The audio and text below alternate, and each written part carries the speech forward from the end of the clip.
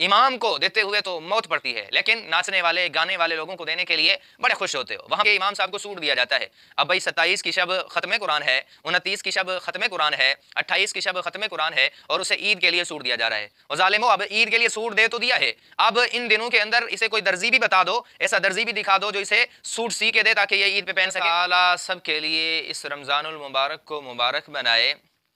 रमजानुल मुबारक की आमद से ही मुफ्तियाने किराम की तरफ लोगों का रुख बढ़ जाता है और आम तौर पे ये मसला ज़्यादा पूछा जाता है और यूट्यूब पे ज़्यादा सर्च किया जाता है, फेसबुक पे, सोशल मीडिया पे, फिर वो वीडियोस दिखाई जाती हैं, तहरीर की सूरत में भी इमाम साहब को दिखाई जाती हैं कि इमाम साहब को तरावीह की उजरत देना, उसे मुआवजा देना जायज़ नहीं है।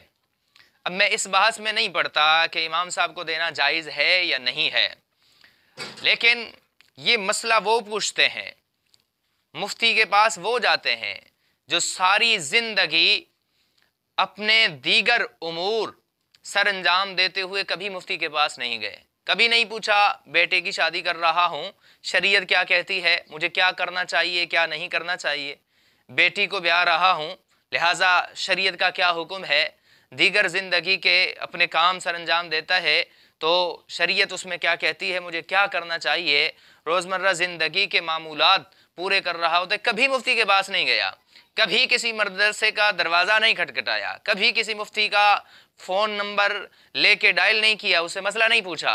लेकिन जब इमाम को देने की बात आती है तो फिर शरीयत याद आ जाती है, फिर मुफ्ती से मसला पूछा जाता है और फिर वो इमाम को सुनाया जाता है कि देखें इमाम साहब, दिल तो बहुत करता है आपकी खिदमत की जाए, लेकिन शरीयत इजाज़त नहीं देती, हम मजबूर हैं। ओ जालिमो, बदबख्तो, ज़रूरी तो नहीं है तुम तरावीह की उजरत उनको दो, ज़रूरी तो नहीं है इमाम साहब को तुम तरावीह की मुआवजे और उजरत के तौर पे रकम दे दो, खिदमत कर लो। क्या तुम हदियतन उसकी खिदमत नहीं कर सकते? क्या तुम तोहफतन उसकी खिदमत नहीं कर सकते? उसे कुछ रकम नहीं दे सकते? इमाम को देते हुए तो मौत पड़ती है, लेकिन नाचने वाले गाने वाले लोगों को देने के लिए बड़े खुश होते हो, वहां पर तो बड़े पैसे उड़ा रहे होते हो।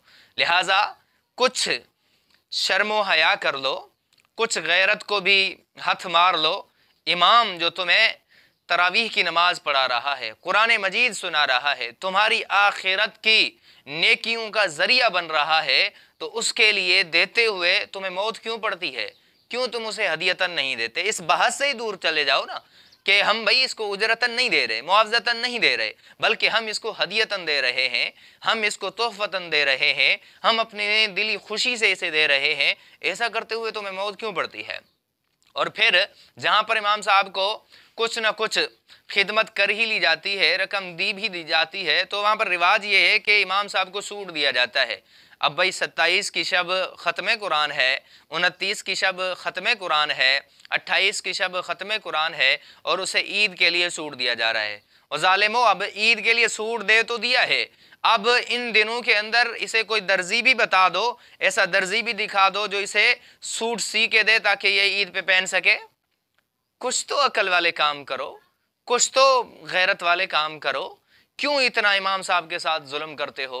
क्यों तुम कुर्रा के साथ ऐसा जुल्म करते हो? मैं ये नहीं कहता कि कारी साहब को आप लाखों रुपए दे दो, लेकिन कम अज कम इतना तो करो, वो बेचारा तुम्हें पढ़ा रहा है, उसकी इतनी खिदमत तो करो ताकि उसे भी एहसास हो कि इनको दीनदारों की कदर है, इनके दिलों में दीनदारों का एहतराम है।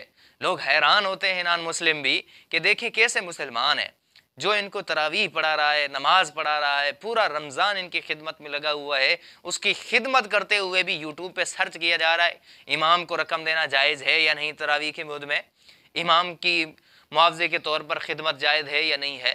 कुछ तो अकल वाले काम कर लो। यहाँ पर तुम्हें शरीयत याद आ जाती है, तो लिहाजा मैं समझता हूँ कि कुछ हया करनी चाहिए।